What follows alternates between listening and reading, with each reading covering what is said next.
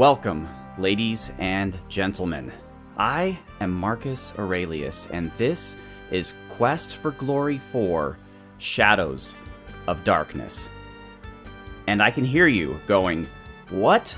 Marcus, what are you doing here?" Not only is this an old game, this is an adventure game, not something that you do on your channel. And that is correct. I generally shy away from adventure games and RPGs because they are very wordy. But luckily for us, ladies and gentlemen, this game has all the dialogue narrated. And the main narrator is actually John Rhys Davies, who many of you know as Gimli from The Lord of the Rings. Or if you're a bit younger and have not quite as good taste, you might remember him as King Eventide from the Shannara series on MTV. Quest for Glory is a series of 5 games that are kind of a hybrid of RPG and adventure game, although they lean more heavily toward the adventure game side. They were published by Sierra Online, which was a big adventure game company in the 90s, with titles like King's Quest, Quest for Glory, Space Quest, Police Quest, and other games with the word quest in them, but also Conquest of the Longbow, The Dagger of Amun-Ra, and others. Sierra was a big deal back in the day, and they were a company that had a huge influence on me growing up. I was 13 years old when this particular game came out in 1994, and it formed my love of computer games and gaming in general. But out of all the games, and I enjoyed all of them, my favorite by far was this one. There was just so much that this game did right. It was put together by Lori Ann Cole and Corey Cole. They were a husband and wife team, and I don't know the word in American English, but in British English, the word is cheeky. The games kind of have adult themes, but they're subtle and funny enough that a child could play the game and love it. You know, it's not really an adult-themed game, but there's occasional moments where, if you're a bit older, you kind of go, ah ha ha.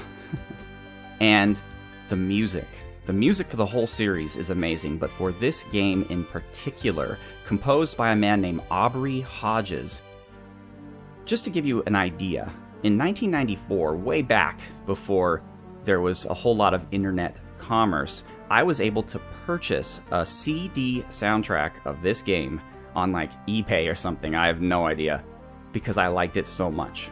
Now, you're much more fortunate as you can go directly to Aubrey Hodges' Bandcamp page, which I will link to below, and listen to the songs or purchase it yourself. But it's probably to this day my absolute favorite game soundtrack ever. And that's saying a lot because there are some really good ones out there.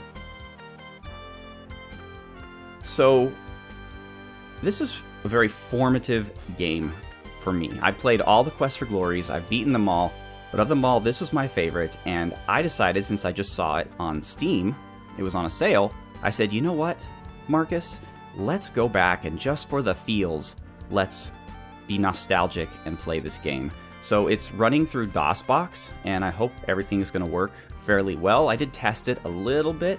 I think it's going to be fine. So without further ado, I hope you enjoy this presentation of Marcus Aurelius Plays Quest for Glory 4, Shadows of Darkness. So the first thing that you want to do is you want to create your character. And you have 3 choices.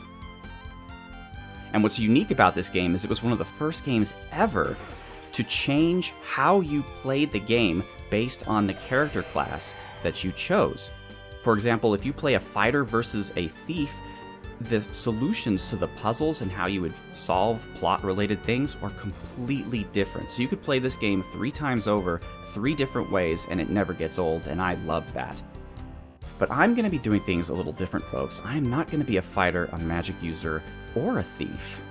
I have to click one, though, to get out of here. Instead, there is a little-known 4th option, where if you play one of the previous Quest for Glory games and save your character at the end, you could conceivably, in the course of those games, earn enough points to become a 4th class, a Paladin. And if you know anything about me, and if you've listened to my channel for a while now, you'll know that I always play a Paladin whenever I get a chance to play a Paladin. So I'm going to import... Please insert your saved character. There's Jonathan Rhys-Davies. Quest for Glory games into the disk drive, so that your hero can make the journey to Quest for Glory, Shadows of Darkness. Okay, and that's what I want to do. I'm going to import. Your character has been successfully imported. Welcome to Shadows of Darkness. Oh, thank you very much, Jonathan Rhys-Davies. I feel welcome, and I'm going to select a Paladin. And that Paladin's name is Marcus Aurelius, because why not? We have 100 points available, but we're like super good at everything, because we're a Paladin. Let's see. Can I add it? I cannot add it to honor, but I could be better at climbing. That would be good. That's important in this game. Throwing's pretty important. Weapon use wouldn't hurt. Parry, dodge. Well, that's all my points. You know, you can train these skills by practicing them, so maybe I shouldn't do that, actually. Maybe I should get back to the basics here and give it to something like strength. Although I'm already pretty strong. These are maxed out stats, by the way, in case you're wondering. Vitality's probably a good one, because the game is so old it's going to run a little wonky, and so combat might be pretty hard. So extra hit points, which I think is what Vitality does, will not go amiss. Paladins are generally good at communicating. I don't entirely remember what they do in this game. I think magic actually is important for a Paladin. Luck is more of a thief thing. Agility is more of a thief thing. Intelligence is more of a magic user thing. Let's go with a bit more magic. It might be a complete waste. I'm not sure. I think the mana, quote-unquote, of a Paladin is based on their stamina. Maybe, is that agility? That is. Maybe agility wouldn't hurt. Maybe take some away. I'm just going to leave magic at 300, because I believe it is that the Paladin's magic actually comes from their stamina. Not entirely sure, but I should have looked this stuff up before I started recording the series. That would have been what a smart person would have done. Alright, let's get some more agility and vitality. I still don't know what communicate does, so I'm not going to put any more points into it. I have 5 more. Let's go with more hit points. You can never go wrong with that. Alright, Marcus, let's enter the world. Ooh. This looks like a very homey place. You awaken from nightmares of flying and falling. You find yourself in this strange place. The only illumination, an eerie green glow. You've lost your weapons and the contents of your backpack somewhere during the journey. All you have are the clothes and armor on your back. This leaves you with 4 burning questions. Where are you? How did you get here? Who brought you here? And how in blazes can you get out of here? No, make that 5 burning questions.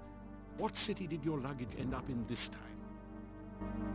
Oh yeah, and this game makes no secret of the fact that it loves puns and really terrible jokes, which is actually fantastic because those are 2 things that I also love quite a bit.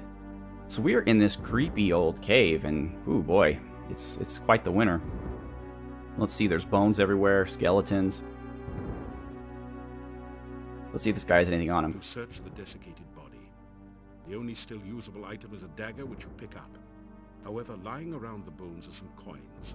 5 golden coins. Each have a crown stamped onto them.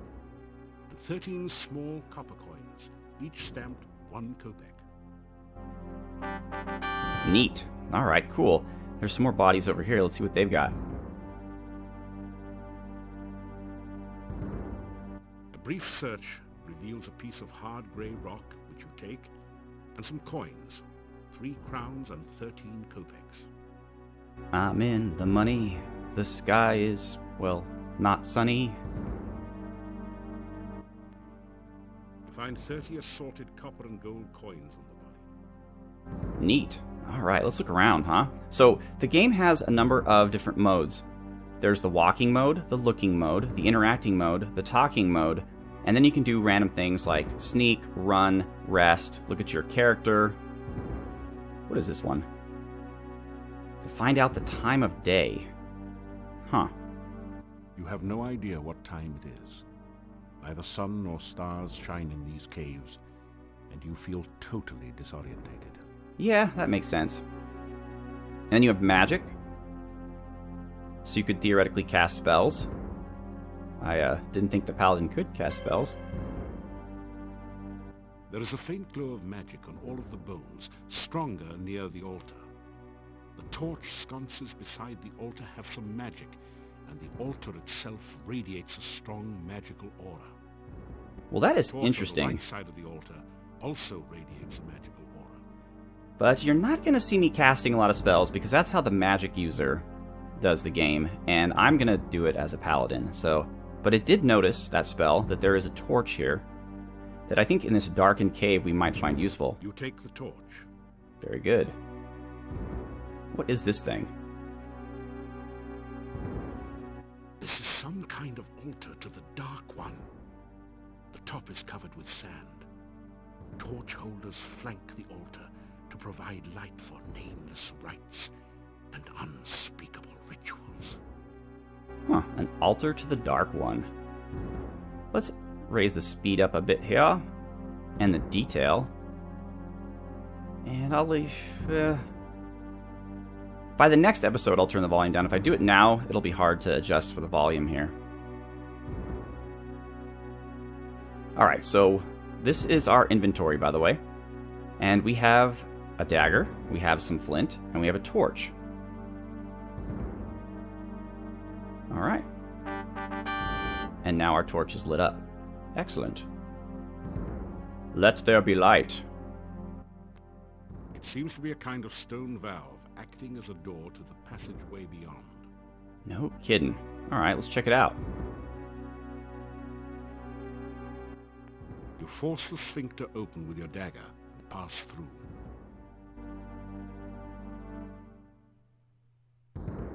You've made it into a large chamber. Stone valves, like the one you just passed through, apparently block 3 other passageways. There is a huge stone altar in the center of the room, and an exit to the south. And honestly, let that be the last time I ever hear the phrase, "You pry open the sphincter with a dagger." Ooh. Ooh, a sword and a shield. You gratefully retrieve the shield and battered sword from the dead warrior. You hope that they will serve you better than they did their last owner. They will, of course, because I am a hero. What's this thing? The rough stone altar is covered with dark stains as of blood long since dried to powder. You feel a creepy, uneasy sensation whenever you pass near it. Well, that's cool. Let's touch it. The altar feels strangely warm to your touch, but leaves a deeper chill somewhere within you. Alright, we have 4 doors. Let's go look at this one. Try as you might, the stone valve will not open. Perhaps this isn't the right time. It's a stone valve. Oh my gosh, Half-Life 3. Confirmed. Try as you might, the stone valve will Okay, not the right time. The nighttime is the right time, but apparently not to open a valve. Alright, not much more I can do in here. Let's get out of here. Oh my god. As you approach the exit, you are confronted by 2 flying creatures. They have bat wings and spider-like bodies. So they're biters. Or spats. Oh, dang it. Bring it. Bring it. Bring it. Yeah. In a bitter battle, you are better than the batters. You kick some butt, too. Do they even have butts? You're in the heart of the cave. Stone valves close off. Yeah, I got all that. I want to look at the bat. That didn't do anything. Alright, whatever. Let's leave. Something deadly lies in wait nearby. Uh-oh. You can see the entrance to a large cave at the bottom of the pit. The catch an occasional glimpse of a horrid, multi-tentacled monster just inside the cave. Oh, I didn't know this was a Japanese game.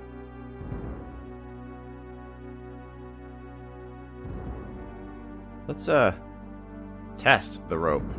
You cautiously test the rope before crossing. It feels as though it's firmly anchored on both ends of the chasm. Well, that's good. Let's, cross hand over hand. You just barely made it across the pit. We're not even 15 minutes in and we've already dealt with tentacles and sphincters. Really, folks, it's really not that kind of game. You can see a glint of light somewhere beyond this exit. I like the light. Let's go check it out.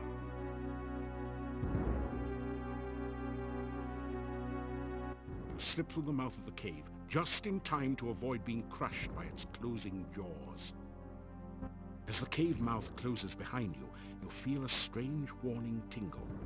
There is danger here, although its source is not immediately clear. Huh. I'm sure the danger couldn't be this beautiful young woman standing here in the dark outside of an evil cultist cave. You are alive! Only one person has ever walked away from there before. Who are you? How did you get here? Oh, there are so many questions I want to ask you, but I have to get home quickly. It is so dangerous out at night in Mordavia. Maybe I could walk you home? The town is due north of here. Be careful. There are many bad things wandering around. Good luck. Oh, by the way, my name is Katrina. I hope we meet again sometime. Farewell.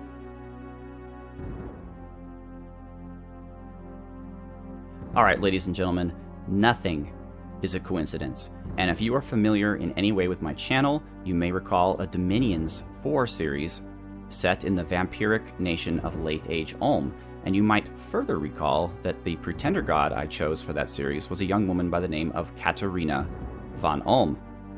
That was not a coincidence. I chose that name based actually on this character, which is a minor spoiler, so forget you heard that. But I just wanted you to know how these games that I played in my early childhood, well, late childhood, early teenage years, really had an effect on me. This symbol looks like a six-armed starfish, or perhaps like the tentacles of an octopus. You sense a feeling of strange, chaotic power from it. Huh, strange, chaotic power. Check. The six-pointed symbol seems to pulse with energy and comes loose in your hand when you touch it. You have the feeling that you may need this sign, so you carefully store it in your pack. Nice. I got myself a golden octopus thing. What about the rest of this thing? The cloud symbol is a traditional representation of breath. And of course, the dark cloud symbol is a representation of bad breath. You so funny, Jonathan Rhys-Davies. This symbol is a stylized representation of a crossed pair of bones. Alright, but we can't seem to take any of the other symbols besides the octopus. The cave mouth looks like the jaws of some horrid creature, waiting to chew up and swallow anyone who should be so foolish as to try to enter the cave. Nah, it's okay. We just exited it. I don't think we need to go back into it. Ooh, this place looks lovely. This tall standing stone has been carved so that the top looks like a squid is perched upon it. It doesn't look particularly stable. Twisted, thick-looking tree holds tenuously to the central island. One thing about these games is you want to look at as much stuff as possible, and I might not look at everything because I don't want this to be a year-long series, but you should, if you play it, look at everything. Greasy-looking slime dominates this area below the cave. A stream of slimy goo oozes down the right side, and goo dripping on the path makes it slimy and treacherous as well. One of the reasons I'm playing a Paladin, not just because I love Paladins and always play Paladins, but also because if you are not familiar with this game already, and by watching this you decide that you'd like to purchase it, which I highly recommend, then you can choose to be a fighter, magic user, or thief, which are 3 completely different playstyles than the one I'm going to be showing off in this Let's Play. So I'm basically doing it in part so that you can buy the game and get enjoyment out of it, and still watch my series. Aren't I considerate? The path is dripping with slimy goo. You're having a hard time maintaining your footing on it. Uh-oh. Oh, well, I survived. Neat. This rock is kind of phallic. Oh, look at that. I don't want to go back there, though. Your danger sense tingles. You sense deadly danger from the swamp. It might have something to do with the grasping, disembodied arms. I have a danger sense? What am I, Spider-Man? Anyway, Katrina said that the town was to the north. So let's head toward that direction. Oh, look, now we're in a beautiful forest. We were in an ugly swamp with disembodied hands, and now we're in a beautiful forest. You are in the southwestern corner of the forest. Dank mists rise from a dismal swamp to the south and west. The path to the dark cave lies to the southeast. I wonder how I know I'm in the southwest of the forest. You grab a handful of rocks. Nice. I have rocks. So she said the town was to the north. And ladies and gentlemen, I'm already starting to get the feels here. I'm remembering these beautiful hand-drawn pixel art scenes. And when I say pixel art, I don't mean like what you see nowadays for indie game pixel art, where everything is just blocky like it was a 16-bit NES game. I mean these just beautiful renderings here before everything had to be 3D. In fact, when I was a kid, I bought graph paper and colored pencils, and I tried really hard to emulate these backdrops with no success, obviously, because I have no artistic talent. But I was just so impressed by this and the King's Quest games and just how beautiful everything looked. But you could see it was made out of pixels, you know? So theoretically, had I had some level of talent, I could have emulated it. But I didn't have talent, so there you have it. Man, we sure are walking quite a ways. Oh, okay. Pine trees grow in profusion in this cool climate. In winter, they needle the deciduous trees mercilessly. You are near the northwestern corner of the forest. An overgrown road once ran east and west through this area. You can see part of the town wall to the northeast, and an ominous castle far to the north. All right, northeast. Let's head to town. Oh, there it is. All right.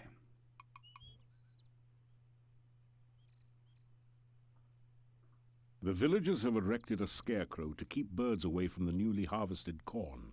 You don't want to mess with an erect scarecrow. The arched stone bridge provides a path over the gully to the town gates. The town gates, made of massive oak logs, are currently wide open. There is a heavy oaken bar to secure them at night. All right, ladies and gentlemen, well, we're out of time, so that is the end of the first episode of Quest for Glory 4, Shadows of Darkness. I hope you really enjoy this series. It's not going to be too long. These old games weren't designed like modern RPGs. They're supposed to last hundreds and hundreds of hours, but it'll be fun, I think, and I think we're going to really enjoy it. So I hope you like it. I hope you stick with the series. Be sure to leave a comment and let me know what you think. It is kind of a departure from what I normally do. But again, I hope that a lot of you really like it. So once again, I am Marcus Aurelius. I'd like to thank you very much for watching. Have a good one.